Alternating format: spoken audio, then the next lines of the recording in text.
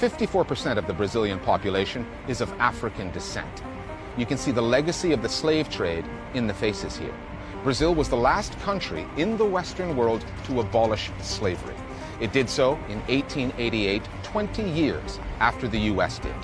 But despite the fact that more than half this country has African roots, you may have noticed that almost all of the faces that you have seen so far in the clips that we've shown you from Brazilian television, either corporate media or religious channels, have one thing in common. They're white. If you turn on the TV in Brazil, there are hardly any black actors or presenters, hardly any black journalists. This is across all of the mainstream channels.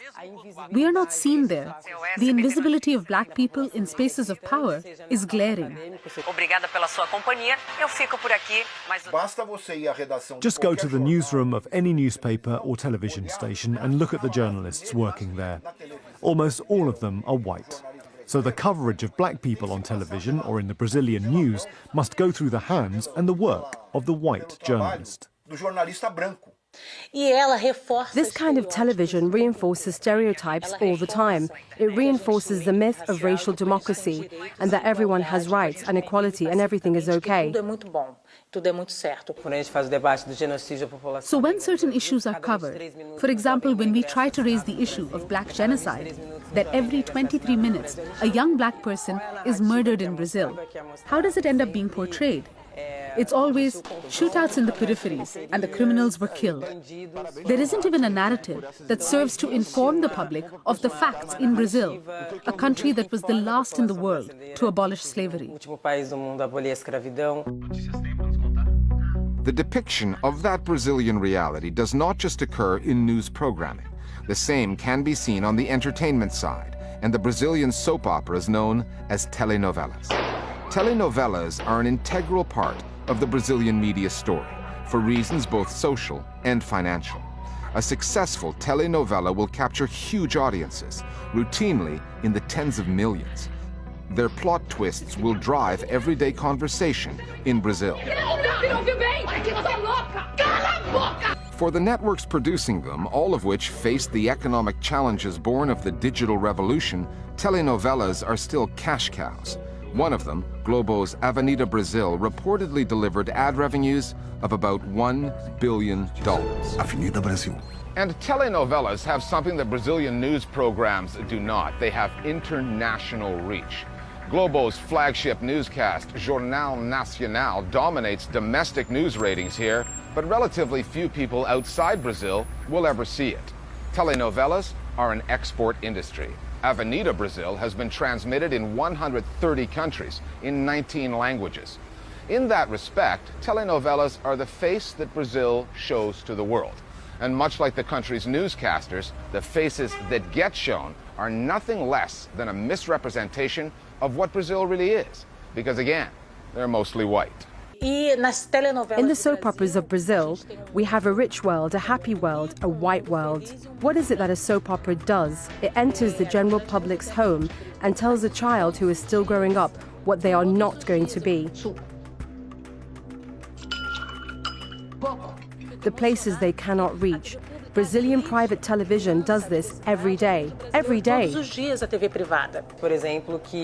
For example, in adaptations of books in which the main characters are black, when they make them into TV series, they cast them as white. E de que me adianta querer? Sou uma escrava, uma fugitiva.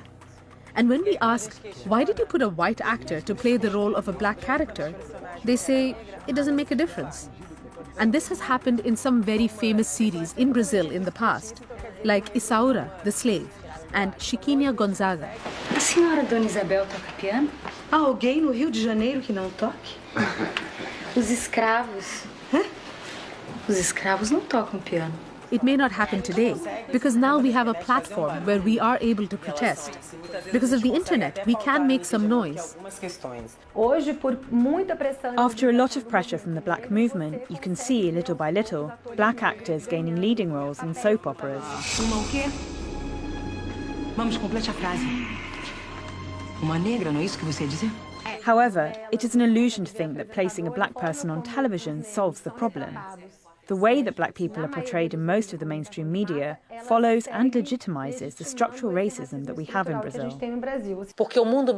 Because the successful world, the world that works, is white. And then when the commercials come on, a white person comes along as the representative of buying power, of acquisitive power. É hora de valorizar quem carrega o país nas costas. Nova Chevrolet S10 2018. And then afterwards, when the news comes on, there's a black person robbing, there's a black person being arrested.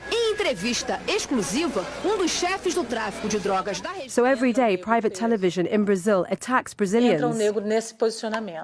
Finally, back to Globo and the story of the Brazilian TV beauty queen, Nayara Justino.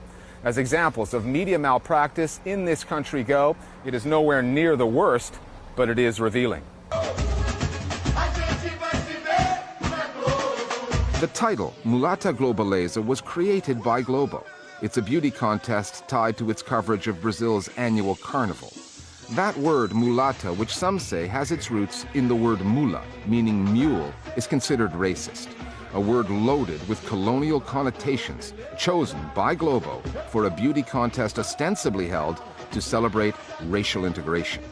Viewers get to vote for the Globaleza, and 2014 marked a first. The winner, Nayara Justino, was dark-skinned and unmistakably black. A Globeleza 2014 é Nayara. Not everyone approved. Online trolls called Justino a monkey, a darky.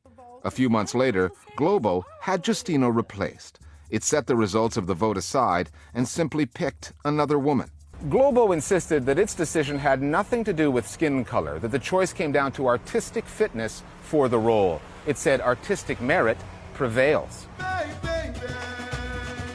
The woman Globo picked to replace Justino had African roots as well, but her skin tone is much lighter. And, as one of the country's relatively few newsreaders of African descent will tell you, in the Brazilian media, racial integration has its limits. I'm a black woman, but I have a skin tone that is a little lighter. And I can say that I am privileged in this, because the darker your skin is, the more you have to suffer in Brazil. There was an official whitening policy in Brazil. The initiative that brought European immigrants here after the abolition of slavery was not accidental. It was done in order to whiten the population, because they believed that within 200 years, there would be no more blacks in Brazil. But we're still here, in this country, which still denies its African origins, and which runs on the idea that the whiter, the better. In a way, the story of that beauty queen typifies the way Globo sees Brazil. Back in 1964, the network supported a military coup that brought down a government Brazilians had voted for. 2 years ago, Globo called its viewers onto the streets to help depose another democratically elected government. Globo is not even above overturning a public vote for a beauty queen if the choice of the people fails to align with the network's idea of who should represent Brazil.